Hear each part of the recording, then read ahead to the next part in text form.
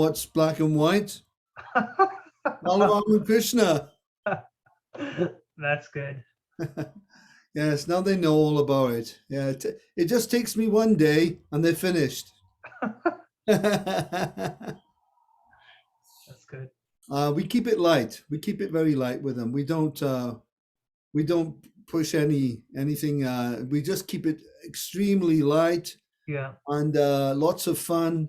And we dress up the teachers, and we put bald heads on the ladies. The lady teachers, they have bald heads and Hare Krishna and outfits, and they keep them laughing and they keep learning.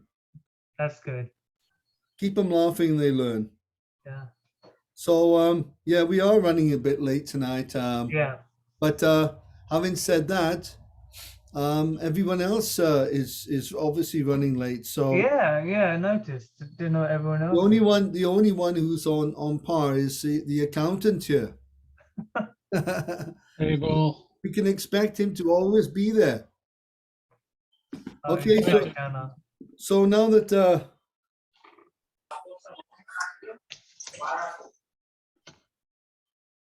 okay,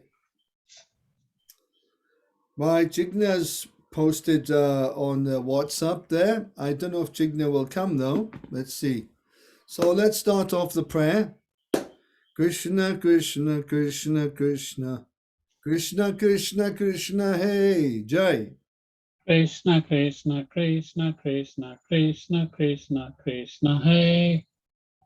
Okay, Nikunj bhai. Krishna, Krishna, Krishna, Krishna, Krishna, Krishna, Raksamam. Archana. Krishna, Krishna, Krishna, Krishna, Krishna, Krishna, Pahima. Jai. Rama Raga, Rama Raga, Rama Raga, Rakshamam. Shamarani. Last line. Krishna Keshava, Krishna Keshava, Krishna Keshava, Pahima. Okay, very nice. Oh, bless you. Bless you. Yeah. When the Black Death came to London, people would start sneezing. They would start sneezing, and their hand would have rings on their hands, and their body would start smelling like flowers. They start smelling very sweet, rings on their hands. They start sneezing, and then the priest would say, "You're going to die. Bless you." So the bless you comes from the priest's blessing.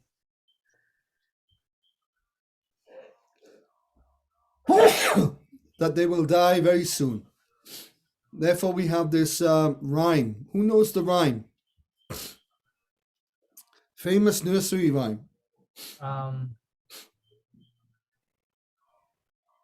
on, Amarata, you should know it. Ring a roll, a pocket full of roses, a tissue, we all fall dead. That's what it's about. The Black Death plague was you'd smell, body starts smelling sweet. Sometimes urine will start smelling sweet as well when we get older. These are all symptoms of sickness in the body, and the rings are on the fingers, on the hands. So so many people died. So many people died in that plague. So Jigna's here. Let's welcome Jigna. Let's say Haribol to Jigna. Haribol. Okay, so let's start the reading then, Prabhu. My dear Lord, we came under the full control of this inevitable time, not only after death, but also in a different way. While living, for example, I may be a powerful king, and yet when I come home after conquering the world, I become subjected to many material conditions. When I come back victorious, all subordinate kings may come and offer their respects. But as soon as I enter the inner section of my palace, I myself become an instrument in the hands of the queens. And for sense gratification, I have to fall down at the feet of women. The material way of life is so complicated that before taking the enjoyment of material life, one has to work so hard that there is scarcely an opportunity for peacefully enjoying. And to attain all material facilities, one has to undergo severe austerities and penances and be elevated to the heavenly planets. If one gets the opportunity to take birth in a very rich or royal family, even then he is always anxious to maintain the status quo and prepare for the next life by performing various sacrifices and distributing charity. Even in the royal life, one is full of anxieties, not only because of political administration, but also in regard to being elevated to the heavenly planets. Okay, so Maharaja King Muchukunda is clearly both very learned, very honest as well. He's making it clear to the Lord that in order to enjoy sensual happiness, which everyone wants to enjoy sensual pleasures. Naturally, we have senses. So the senses are vega, they're pushing, they're demanding. Taste this, eat that, look at this, touch that, etc. It's unavoidable. And he's having to fall at the feet of his wives. King will have many wives, and he has to beg them to enjoy sense gratification with him, and give them so many things, promises. Even Maharaj Dasharath had to promise Kaikeyi when she saved him on the battlefield. He said, "I'll give you two boons, two special requests you can ask." And she waited very patiently for the time to ask him for those two boons, which brought his death. Ultimately, because when Ram was sent to the forest, he couldn't live, and he died of sadness and separation. So the kings of those days, especially, they understood that we can be elevated to the heavenly planets, and going back to Godhead itself is a very big. Not everyone, not every age, you'll have people understanding what it means to go back to Godhead. Even usually, they want to be elevated to Swargalok, to increase their material happiness. Then once in a while, a special person will come and say, "Look, give up the whole thing. Just stop the whole thing. It's simply so much suffering to enjoy. You have to suffer to enjoy little. So just come back to Godhead." So this is Chaitanya Mahaprabhu's program. Make this your last lifetime. Forget about Swarg. Swarg, we make it to heaven. We come back here, and we'll be suffering so much. It's not a good deal. So when Prabhupada was in San Francisco and Hawaii also, he would see all the surfers on the ocean. We talked about it before. Do you remember? The surfers? I think I asked if anybody's been surfing. I think I saw Archana surfing a few months ago in Brighton. Archana, no? On a big bakri. No? Oh, I was dreaming. Sorry, it was a dream. So, giant bakri. So Prabhupada, when he saw the surfers, they're all out there in the sea, and they're surfing on the waves, and they're balancing, and they're going up. Prabhupada said, "Look at these people, they have to go through so much trouble to get to the wave, swimming to the wave, falling off their surfing board, so many times in order to once surf. So he said they're suffering, 95% suffering they have. 95% they're suffering, struggling. And then 5% of the time they're enjoying. So he said they're not surfers, they're sufferers. So he added another ER to it. Surfer, surferer, sufferer. So he was very quick to, Prabhupada was extremely quick to adjust the word from surfer to Archana, come on. Sufferer. Archana, the Bakri sufferer. Bakri suffering. All right, so this is the deal in the material world. You want to enjoy? Okay, but you have to suffer so much. And this is also the case with King Nrig. We're going to read about King Nriga later. And he was on this program of heavenly happiness, then being born as a king, coming back, then again going to heaven, born as a king. Then if you make some mistake, suddenly you're not born as a king anymore. You're born as a lizard. So the program for heavenly enjoyment is, there are so many, it's very dangerous, because if we make some mistake, offense, if we offend a Brahmin or offend someone or make some sin or mistake, we have to take a lower birth. So it's a very precarious situation. So the safe bet is the Back to Godhead program. And this is Lord Chaitanya Mahaprabhu's sole mission, is to come and retrieve as many souls back to Godhead in this lifetime as quickly as possible. Okay, let's carry on with Nikunj Bhai. It is therefore very difficult to get out the material entanglement. But if one is somehow or the other favored by you, by your mercy alone, is given the opportunity to associate with a pure devotee. That is the beginning of liberation from the entanglement of material conditioned life.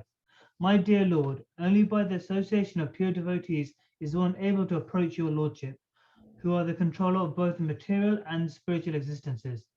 You are the supreme God of all pure devotees, and by association with pure devotees, one can develop his dormant love for you.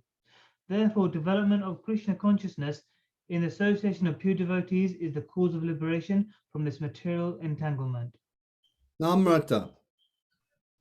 My dear Lord, you are so merciful that in spite of my being reluctant to associate with your pure devotees, you have shown your extreme mercy upon me as a result of my slight contact with such a pure devotee as Garga Muni.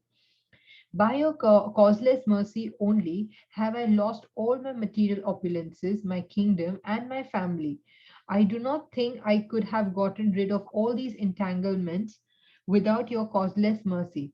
Kings and emperors sometimes accept the life of an ascetic to forget their royal life, but by your special causeless mercy, I have already been bereft of royalty. I do not need to become a mendicant or practice renunciation. Okay, so the king is realizing he's very, very fortunate here. And he's getting Krishna's darshan. I mean, to get Krishna's darshan is very rare in this world. And Krishna gave him the darshan so nicely in the cave. The cave is dark by nature. So this is taking place in a cave now. In fact, you can go to this cave now not far from Mathura. You can go to this cave, and the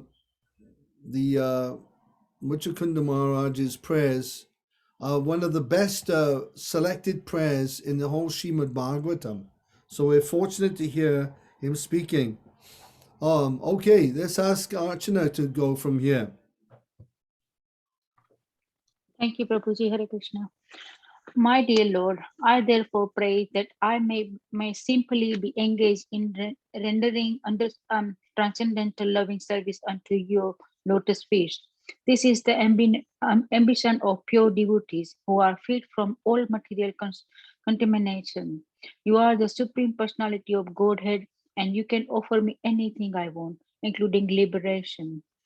But who is such a fool that after pleasing you, he could ask for your something which may cause entanglement in this material world? I do not think any sane man would ask such a benediction from you. I therefore surrender unto you because you are the supreme personality of Godhead.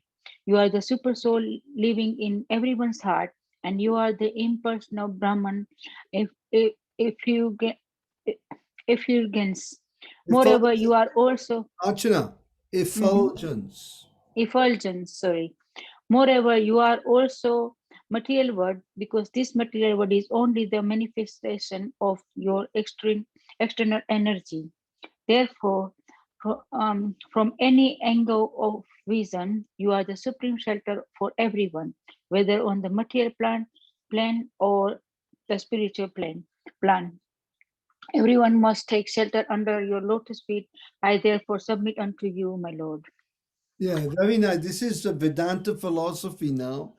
Muchakunda Maharaj, he's showing that he's a Rajarshi for sure. He's such great knowledge, and usually the kings would pass on this knowledge. This is explained by Lord Krishna in Bhagavad Gita in chapter 4. And for 4 to chapter, from 4:1 to 4:3, Krishna explains this system. Who can find chapter 4, text 1 to 3 quickly? Come on, Shamarani. Come on, she's good at it. She can get it quickly. Jigna. My phone is dead today, so Oh, your phone is dead. Oh, God. Oh, God alive. Okay, Jigna. We're depending on Jigna now. Oz Namrata and Nikunj got it. Shall I share my screen? Yes, of course. Is this it? Did you mean the Gita? Go on. 4.1. Yes, go on. Go on. Read it up. The personality of Godhead, Lord Krishna, said, I instructed this imperishable science of yoga to the sun god, Vivasvan, and Vivasvan instructed it to Manu, the father of mankind, and Manu in turn instructed it to Ikshvaku. The supreme science was thus received through the chain of disciplic succession, and the saintly kings understood it in that way. But in course of time, the succession was broken, and therefore the science as it is appears to be lost. That very ancient science of the relationship with the Supreme is today told by me to you, because you are my devotee, as well as my friend, and can therefore understand the transcendental mystery of this science.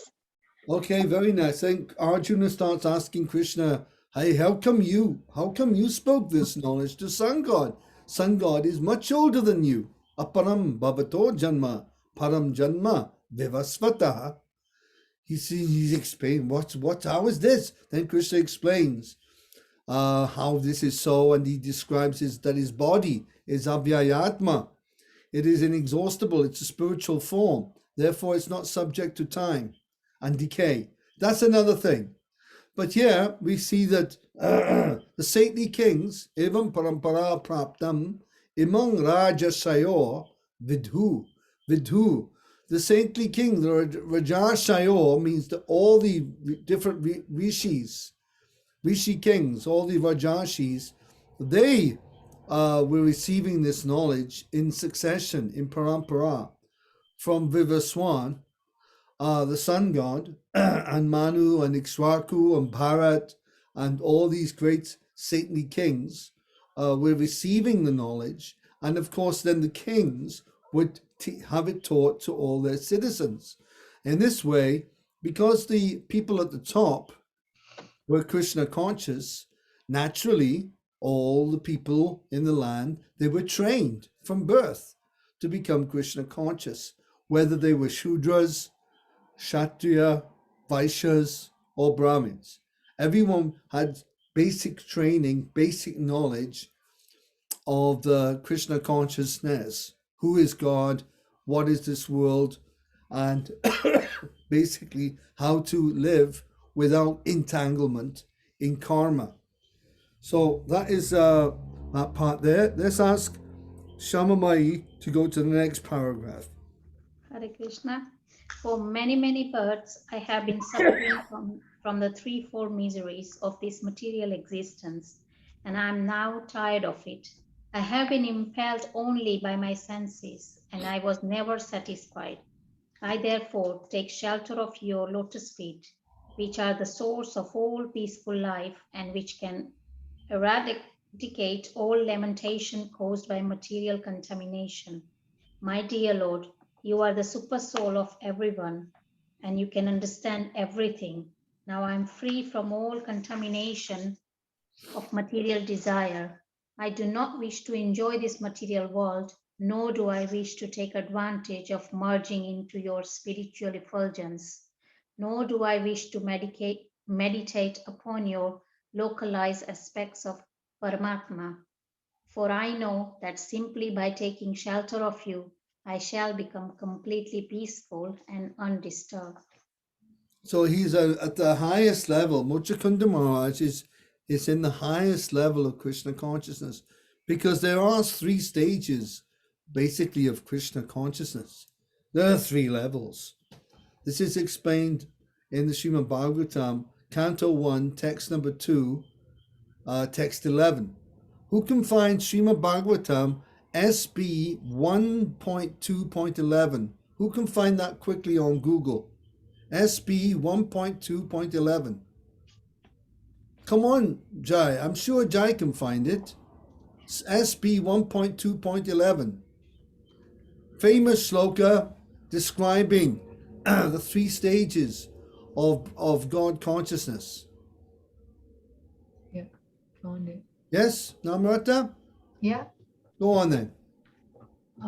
But Vadanti, can Yep.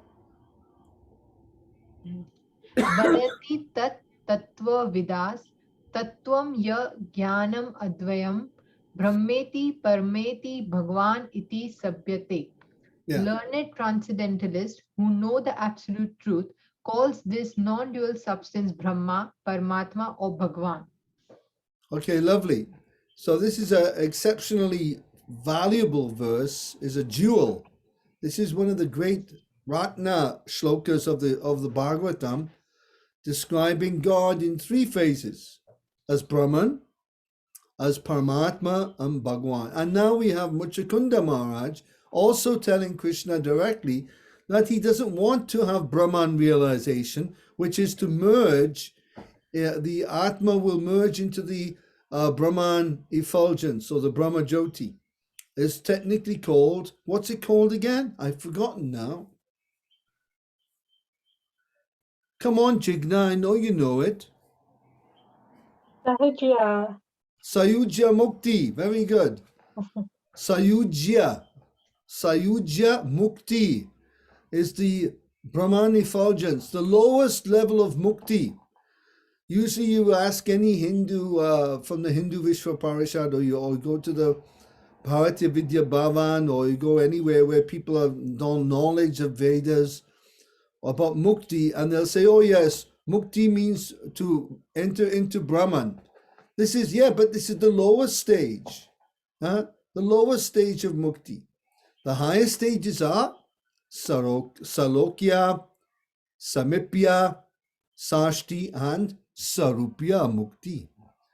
And of course, Uddhava had achieved a form of Sarupya Mukti because his very form of his body, facial and hair, facial aspects and hair were very similar to Krishna's. This is called Sarupya Mukti. And in Vaikuntha, the living entities who are liberated there, they also have Sarupya in the form of the Narayan form. They have 4-handed form like Nanda and Sunanda, Jai and Vijay, and many others. They have same form as the Lord.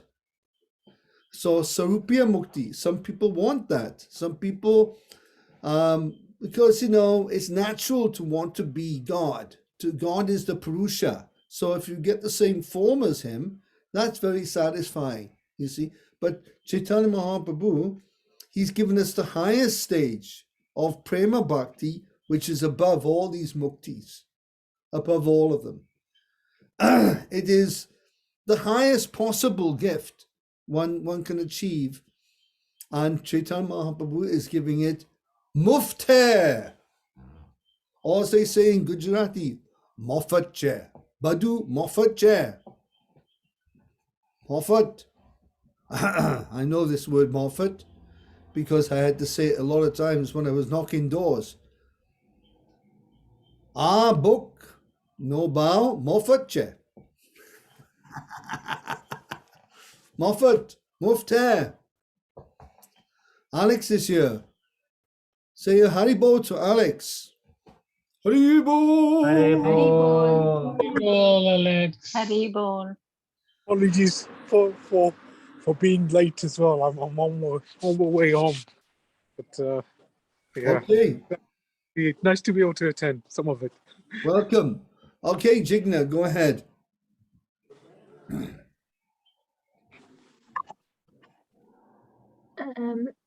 On hearing.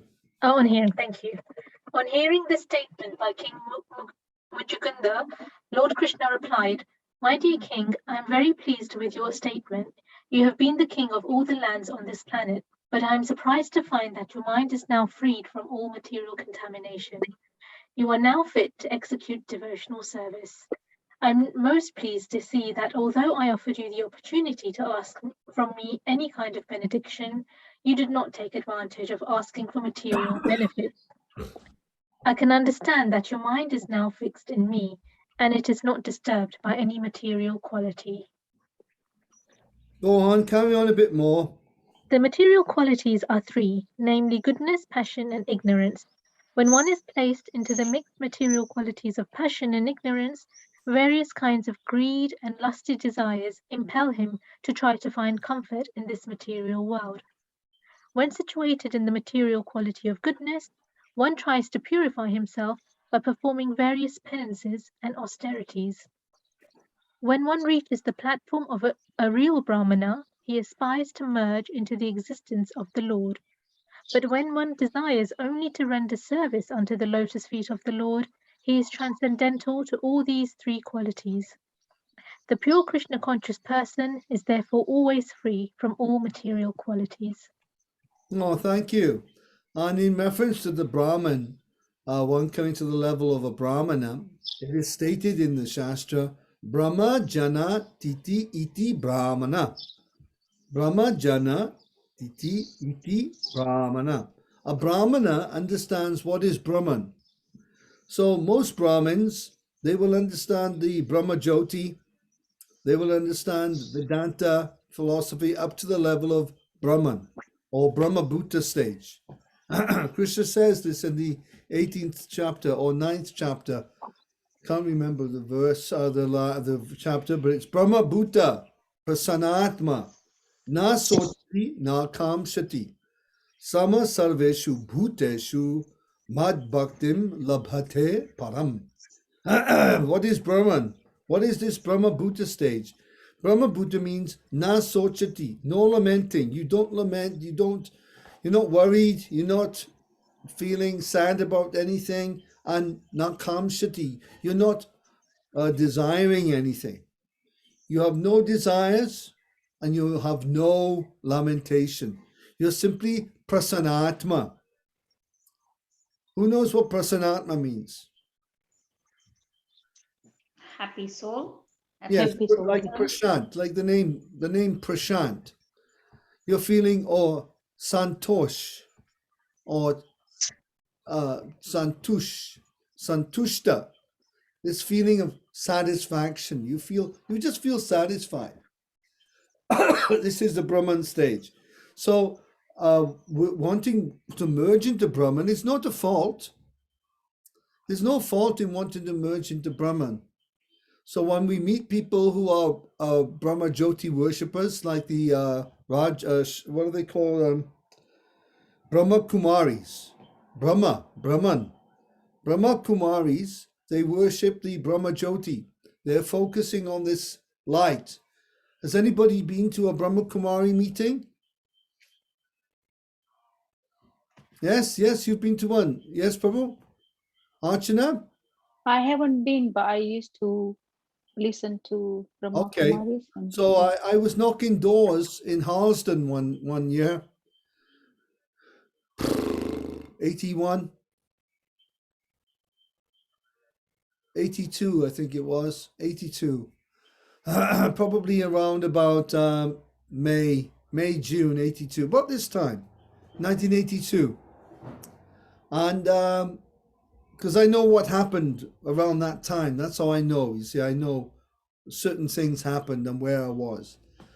So I'm knocking doors in Harlesden with books and incense, and in those days we had tapes. Does anybody remember tapes? Tape recorder and Hitachi and Sanyo and Sony. Does anybody remember a Walkman? Walkman, yeah, the Walkman. So yes, probably. So there I was with all my tapes and my bag and knocking doors and saying, look, we're from the Hare Krishna temple.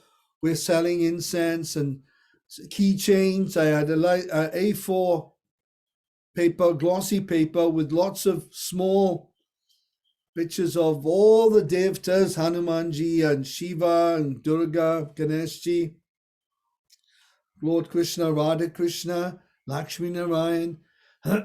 We had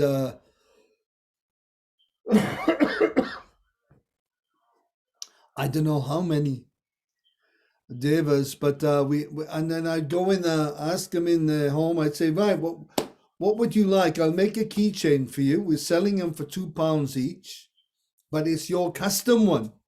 So they'd look through the pictures. They say, well, I'll have that one on the front and that one on the other side. So we cut out the picture, put it in the keychain, and then they'd have their own keychain for the car with their Ishtadev on, you see. Nice idea, huh? So we were making money for the temple. I knocked on one door, and a lady called Jayanti opened the door. Oh, I said, oh, you're wearing a white sari. Are you a widow? She says, no, I am a Brahma Kumari. I said, what? Brahma Kumari, come in. She said, come in. So I went in and they were having a meeting. So I sat down. I said, okay. And then they were sitting down and there was kind of Om. There was Om music playing. Om,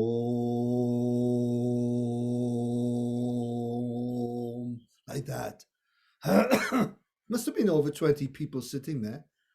And there was up on the wall, there was this very, like a plastic pink, kind of a pinkish colored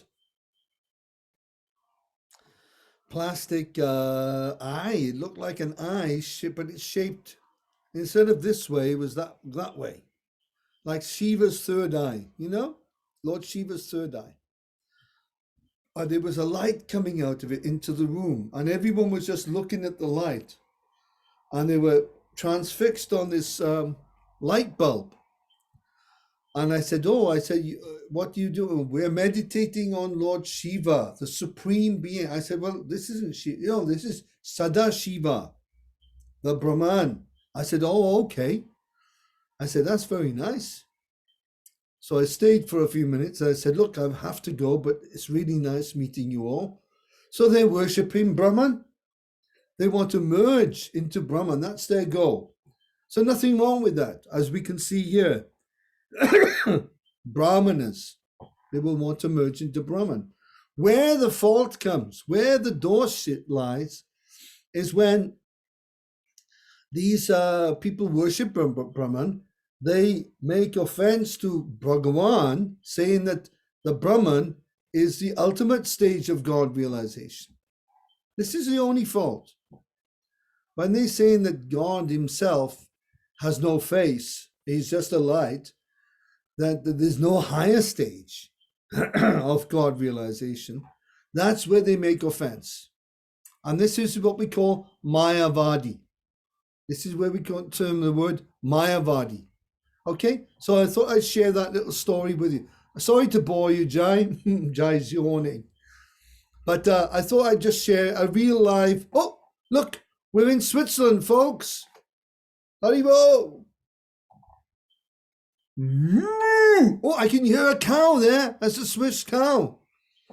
Oh, look, it's Lake Geneva. Hey, turn the sound on. Hey, Kanjusi Wala. I turned the sound on. You can hear birds in the background. Oh, very nice. Very nice. Where's this area, Prabhu? This is a town called Moj. More. It's known for its tulip festival and its Tulip castle. festival. They have a beautiful tulip festival in March where the entire park is just full of, I think, 30 or 40 different types of tulips. It's just Wow. That's amazing. outstanding. And what Yeah, lake is that? What is the lake? What lake is it on? So this is Lake Geneva. This is Lake Leman. That's what they call it. Okay. Yeah, Oh, Lake lovely. Leman. Oh, very nice. Very nice. Well, you're very lucky to be there. Thanks for I thought I'd bringing. share. Thanks for giving us a free trip to Switzerland. No, I just share some of the beauty of what of Bhagwan realization. yes. It definitely has to be more than the Mayavadis, But the I point don't. is that the point is this: if the prakriti, if the material nature consisting of bhumi, apo, nalo, vayu, kama, no, buddhi, evacha, the 8 elements, 8 separated elements, bina prakriti, this bina prakriti nature, if this is so beautiful in places, just imagine the real world, the real Yeah. para prakriti. This is apara. This is the apara prakriti, which is full of ignorance. The mode of ignorance is very prominent here. Just imagine the world which is full of chit shakti or chintamani. Same world, but that world is beyond description. How beautiful. Just like this world has got beauty, but that world is at every moment is a thrill. Who would like to be thrilled at every moment? Come on, Namrata. I'm sure you'd like to be thrilled at every moment. Who would like to be thrilled at every moment? Yes, we all want to be thrilled. Good God, what's wrong with you? We're hankering for that. We're hankering for that thrill, for that wonderful experience at moment after moment. And it's not like we can't handle it. Here, if we get thrilled too much, then we get exhausted, or I can't stand being thrilled. I need to suffer a bit now. I can't stand being thrilled. I need some suffering to calm down. I need to go to hospital. What's your problem? Oh, I've been over thrilled. Doctor says, oh, what's your sickness? Oh, I've got thrilling pox. Oh dear me. So we're hankering for this, Ashley. We're hankering. That is what we're hankering for. Okay, let's go back to Jai then. Have you got the book with you, Prabhu? Yeah, I'm trying to find where we were, where we are. We are at the stage where it says, "My dear King, Lord Krishna continue." Krishna is now speaking after Muchakunda Maharaj has given fabulous, wonderful, realized knowledge and complete, honest account of his life and etc. Krishna's now speaking to him and saying, "My dear King, I offered to give you any kind of benediction, etc." Go on. I found it. Okay. Can I read? Yeah. Yeah, okay. My dear King, Lord Krishna continued, I offered to give you any kind of benediction just to test how much you have advanced in devotional service. Now I can see that you are on the platform of the pure devotees, for your mind is not disturbed by any greedy or lusty desires of this material world. The yogis who try to elevate themselves by controlling the senses and who meditate upon me by practicing the breathing exercise of pranayama are not so thoroughly freed from material desires. It has been seen in several cases that as soon as there is allurement, such yogis again come down to the material platform? Well, that's a fact, isn't it? I mean, that's the standard of material yoga, the mystic yoga process, Ashtanga. It can lead you to achieve the Ashta Siddhi, the Ashta Siddhis, or the 8 Siddhis, perfections, beginning with Anima, Mahima, Lagima, Prapti, Ishitva, Vasitva, etc. These are the 8 siddhis which yogis can achieve, perfections, and they can become very popular, very powerful, very famous. There was one yogi, very famous. He was expert at Prapt Siddhi and Vasitva. He was good at, he could control people's thoughts and read people's minds and produce some vibhutis and this and that. And some other yogis could just reach their hand and they could get a branch of mangoes, just like this, and produce it. But it's not that they made the mango. They've actually taken it from someone's garden. The rascals. They've pinched them. Yogi chore here. Yogi chore. So these people, they've got powers, but they often misuse them. So they become famous and they get power and they get money. And with the money, they get all the things that go with it. I'm not going to go into details, but we know what goes with it. And then, of course, it just takes one person or one special person to come along.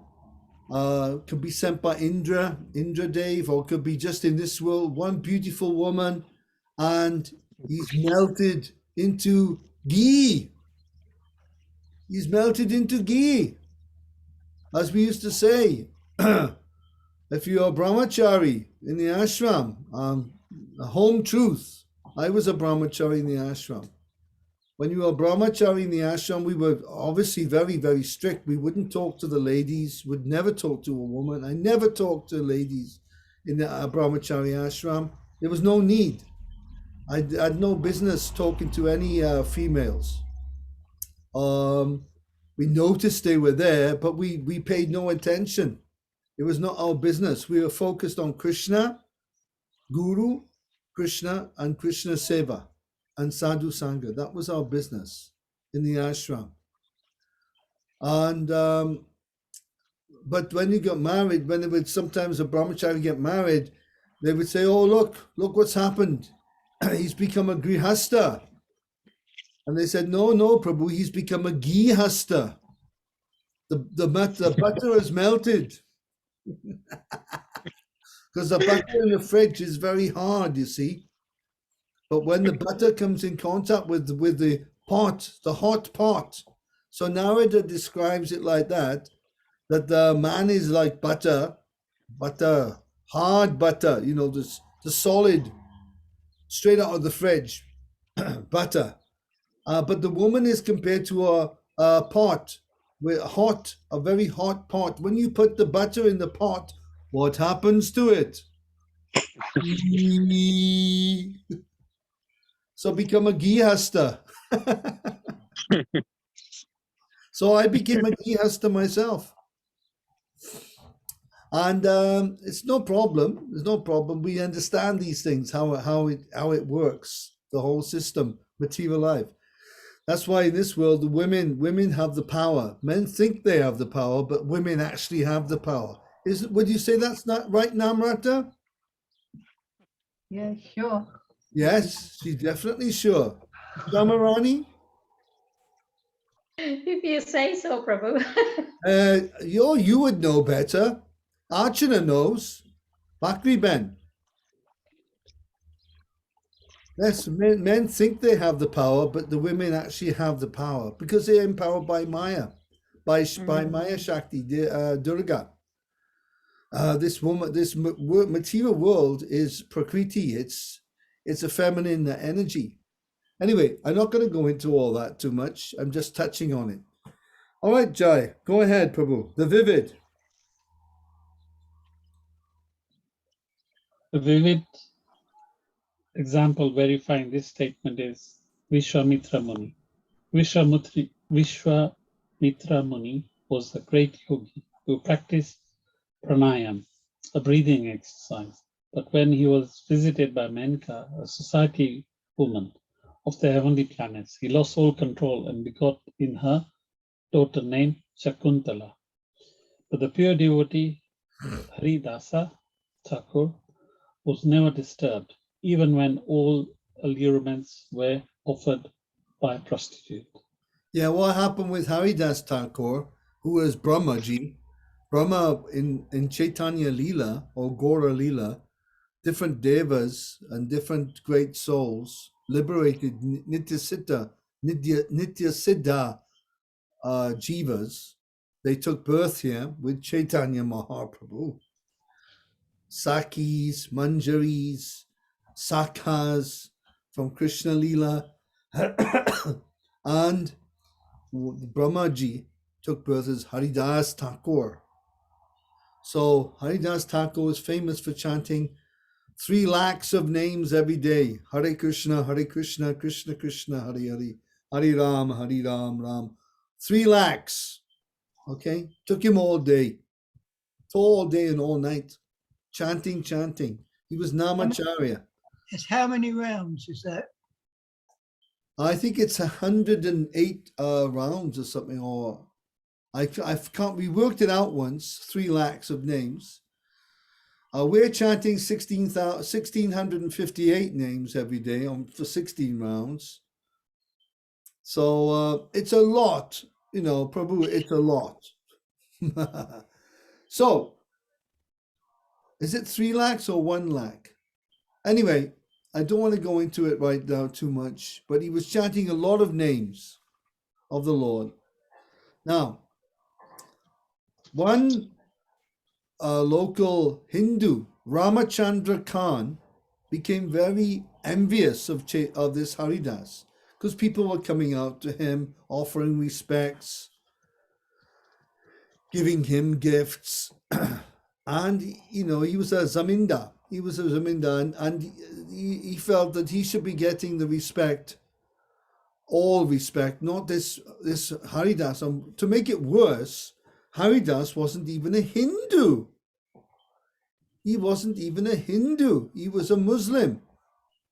So because he was born in a Mohammedan family and he'd become a Vaishnava and he was chanting the names of the Lord, he felt that this respect is wrong that they're giving him. So he said he paid one Vesha. You know the Vesha. Everybody know the Vesha? So Vesha Ben was sent out to him, and she was trying to attract his attention. And of course, naturally, if I was there, I don't know, probably after 5 minutes, I'd be gone down the road with her. I'm not like Haridas Thakur. Maybe I would have lasted an hour, maybe an hour and a half. But this powerful influence is there. No, actually, I'll be honest, I have been approached by Veshas before as a brahmachari, and I was twice, actually. Once in Guildford and one not far from the manor.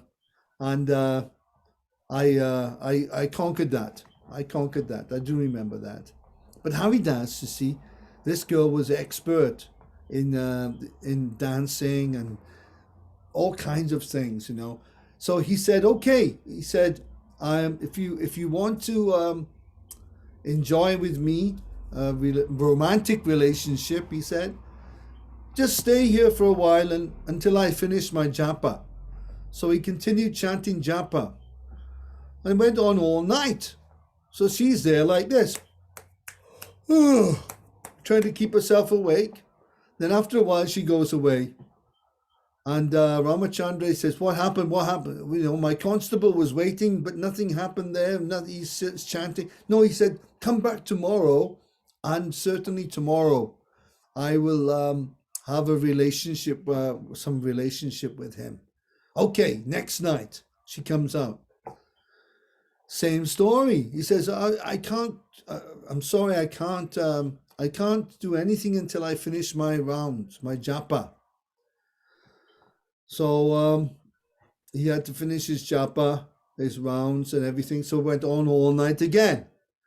But on the third night, she was out there with him.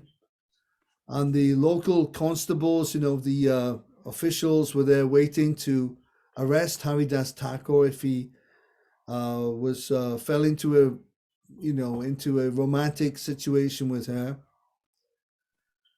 And at one point, around midnight on the third night, because she'd been hearing his japa, she'd got his sangha so much, her mind changed.